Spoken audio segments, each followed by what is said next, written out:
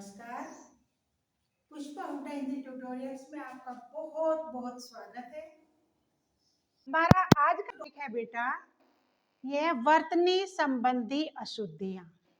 अब देखो बेटा, ये जो वर्तनी संबंधी अशुद्धियां होती हैं, इसके कई कारण हो सकते हैं। कई बार क्या होता है कि क्षेत्र के आधार पर बोल देते हैं।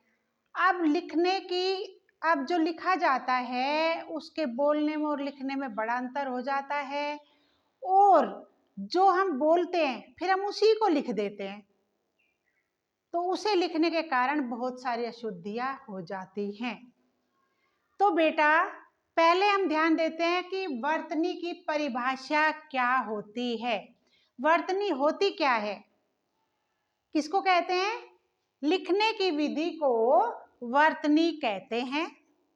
अब ये वर्तनी का शुद्ध लेखन उसके शुद्ध उच्चारण पर निर्भर करता है, और व्याकरण के नियमों की पूर्ण जानकारी न होने के कारण और क्षेत्रीय प्रभाव के कारण अनेक अशुद्धियां हो जाती हैं। कितने कारण है? लेखन विधि को क्या कहते हैं हम? वर्तनी। अब जो ये वर्तनी है, इसको लिखने में कई कारण है। एक तो नियमों की पूर्ण जानकारी नहीं है, व्याकरण नियमों की। दूसरी बात क्या है कि क्षेत्रीय रूप में जैसे बोली जाती है वैसा ही लिख देते हैं, एक ये कारण है। और एक क्या है कि व्याकरण के नियम ये उच्चारण पर निर्भर करता है, जैसा हम बोलेंगे वैसा ही। एक तो ये बात है। क्या है अशुद्धियां? हस्व के स्थान पर दीर्घ लिख देते हैं, दीर्घ के स्थान पर हस्व को ले लेते हैं, अल्प प्राण के स्थान पर महाप्राण को महाप्राण के अल्प। ध्यान दो, अब हम क्या करेंगे, कुछ अशुद्धियां समझा रही हूँ, ध्यान दो बेटा। ये हमें क्या लगता है, जब हम किसी भी कंपटीशन की तैयारी करते हैं, कोई भी परीक्षा देनी होती है, या हमें क्लास में अपने होम टेस्ट देने होते हैं, या सीबीएसई बोर्ड के एग्जाम होते हैं, हम क्या करते हैं, हम सोचते हैं तो छोटी छोटी बातें हैं, ये बात नहीं है, लेकिन ये नर्सरी से शुरू कर देते हैं, फर्स्ट से शुरू कर देते हैं, लेकिन हमारे स्वर व्यंजन और ये शुद्धिकरण नहीं हो पाता। तो इस ध्यान दीजिए कि अशुद्ध शब्द और शुद्ध शब्द। बेटा मैंने इस साइड में सभी अशुद्ध शब्द लिखे हैं और इस साइड में शुद्ध है। अब देखो छोटा आ और बड़ा आ कैसे होता है, जिसको हम अ और आ। अब देखो आलोचना, और शब्द सही क्या है? आलोचना, किसी की आलोचना करना, है ना। तो बेटा आलोचना और आलोचना में अंतर हुआ ना, ये अशुद्ध और ये शुद्ध। अब देखो ये उसका पारिवारिक मामला है, पारिवारिक, लेकिन पारिवारिक नहीं होता, ये होता है पारिवारिक। ठीक है बेटा, ये होता है पारिवारिक। अब इसके बाद बेटा आगे ध्यान दो, जैसे छोटी ई और ई, हम क्या कहेंगे इसको? ई और ई कहते हैं, लिखते हैं, फिर वही गड़बड़ है। अब छोटी ई के स्थान पर बड़ी ई ले आते हैं और बड़ी ई के छोटी ई, जैसे कि हानि और हानि, ये अशुद्ध और ये शुद्ध। हानि ये शुद्ध है। इसी तरह से अतिथि, कहीं छोटी ई लगा देते हैं, कहीं बड़ी ई की मात्रा लगा देते हैं। अब अतिथि और अतिथि में क्या अंतर है? ये गलत है, और दोनों पे छोटी ई की मात्रा ही आएगी, तो ये अतिथि सही है। अब देखो उ और ऊ, या आप कह लीजिए छोटा ऊ और बड़ा ऊ, ऐसे भी कह सकते हैं। तो देखो पूज्य, पूज्य क्या है? मिस्टेक हो गई, छोटे ऊ की मात्रा दे दी, लेकिन ये क्या होता है सही? पूज्य।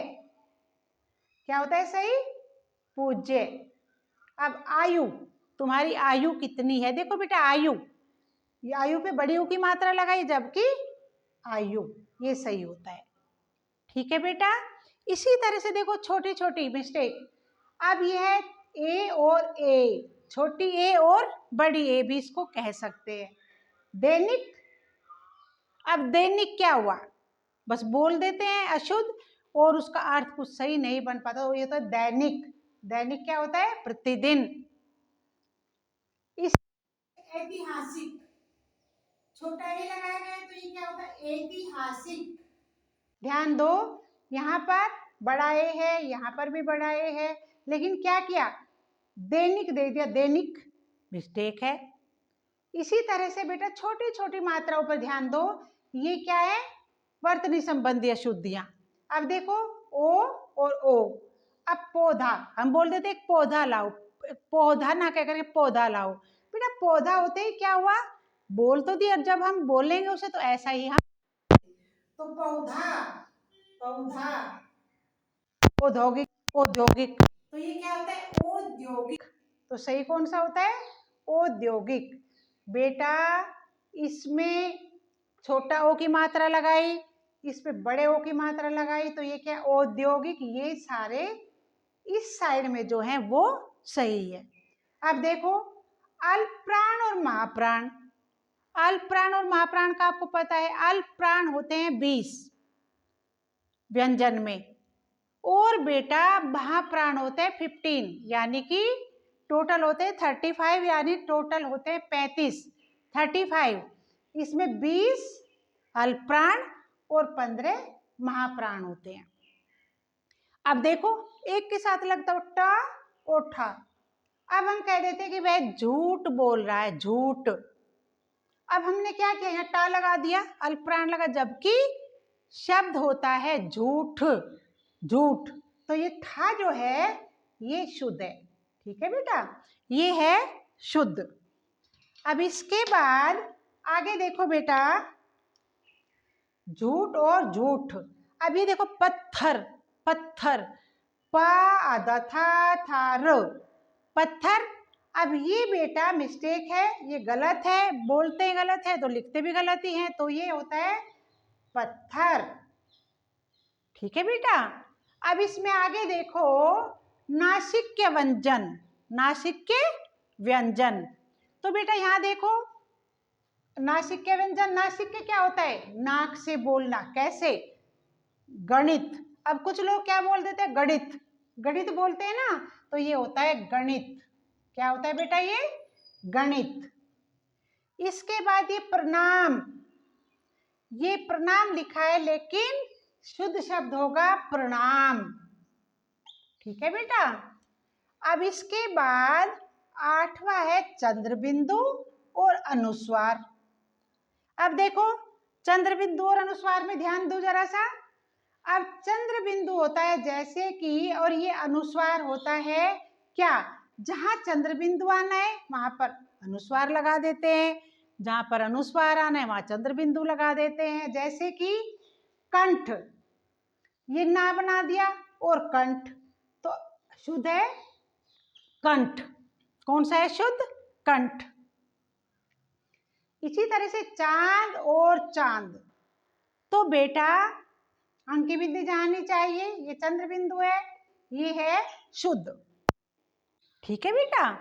अब आगे देखो री और रा, री और रा में क्या होगा, अब इसमें देखो श्रृंगार, श्रृंगार, श्रृंगार और श्रृंगार, पृथक और पृथक, इसमें भी मिस्टेक हो रही है। अब जो श्रृंगार है और श्रृंगार है, इसमें क्या है, जहां पर ये वाला रा होना चाहिए उसमें शुद्ध होगा ये वाला रा, श्रृंगार, कौन सा होगा सही, ये श्रृंगार, और बेटा ये गलत है। इसी तरह से पृथक और पृथक, अब ये वाला जो है ये सही है और ये रॉन्ग है, ये गलत है। अब आगे चलते हैं ज्ञा और गय, ज्ञा और गय में होता है योग्य, योग्य और योग्य। अब देखो ये जो गाय है ना ये गलत है, योग्य, योग्य होता है ये सही है, योग्य, ठीक है बेटा। अब इसी तरह से ज्ञान और ज्ञान, ज्ञान में मिस्टेक है और ज्ञान बिल्कुल सही है, तो बेटा ये सब शब्द जो है ये सही हैं और इस साइड के गलत है। तो बेटा ये वर्तनी संबंधी अशुद्धियां होती हैं। कल फिर इसी क्लास को आगे बढ़ाते हैं जितने रहते हैं, इसमें से कम अभी कल एक क्लास और हो जाएगी, तो आज की क्लास मेरे विचार से आपको समझ आई होगी। तो तब तक आप मेरे चैनल को सब्सक्राइब कीजिए, वीडियो शेयर कीजिए। कल फिर क्लास लेते हैं, तब तक के लिए आपका बहुत बहुत धन्यवाद।